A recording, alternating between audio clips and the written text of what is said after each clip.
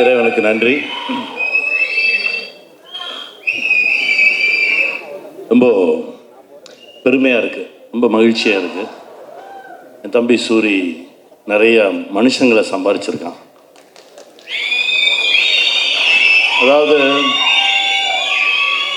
ஒவ்வொரு திரைப்படத்துலேயும் அந்த தலைமை கதாபாத்திரம் ஏற்று நடித்தவர்களுக்கு அந்த படம் ரிலீஸ் ஆகும்போது பூக்குழி இறங்குற மாதிரி அப்படி சொல்லுவாங்க. அதாவது தூரமாக இருந்து பார்க்கும்போது பூ இறங்குறதுன்னு சொல்லுவாங்க, கிட்ட போய் பார்த்தா தான் தீயில் இறங்குறது. அது அவனுக்கு முதல் படத்தில் ஒரு அருமையான பூசாரி இருந்தார், பல முறை தீ இறங்கினவர், கையை பிடிச்சி கூட்டிகிட்டு வந்தார். இந்த படைப்புக்கு வரும்போது எப்போவுமே அந்த அந்த பரபரப்பான நேரத்தில் பல முறை அந்த தீ மிதித்தவர்கள் ரொம்பவும் தைரியமாக அந்த தீ பக்கத்தில் நிற்கிறவங்க வேட்டியை மடித்து கட்டிட்டு அந்த களத்துக்கு ரெண்டு பக்கமும் இடையில நிற்பாங்க.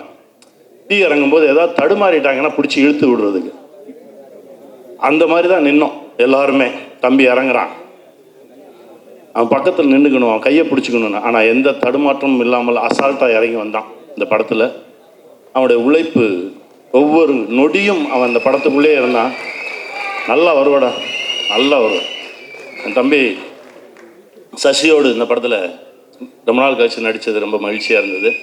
அப்புறம் டைரக்டர் சார் சொல்லணும், எங்கள் டைரக்டர் வெற்றிமாறன் சார் திடீர்னு ஒரு நாள் டப்பிங் பேச போயிருந்தப்போ சொன்னார், அப்படியே எல்லாம் ஒரு மாதிரி சேர்ந்து அமைஞ்சு அப்படி வந்துருச்சு அப்படின்னாரு.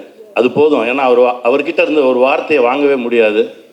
அந்த வார்த்தை அவர்கிட்ட இருந்து வந்துருச்சுன்னொடனே ரொம்ப தைரியமாயிடுச்சு, ரொம்ப சந்தோஷமாயிடுச்சு. துரை சார் எப்போவுமே நீங்கள் வரீங்க, நீங்கள் அங்கேருந்து வரீங்கன்னு சொல்லவே மாட்டார், நம்ம வரோம் அப்படின்னாரு. அப்படி அவர் பக்கத்தில் அவர் தோளில் எடுத்து வச்சுக்குவார் ஆர்டிஸ்ட்டை. அது உங்ககிட்ட இருந்து நான் கற்றுக்கிட்டது சார். அந்த மனசு, அந்த எளிமை, அந்த ரொம்ப அப்படி கூட்டிகிட்டு போகிறது இருக்குல்ல, அந்த மாதிரி ஒரு மனுஷன். அவருடைய மனசுக்கு இந்த படைப்பு மிகப்பெரிய வெற்றி பெறும்.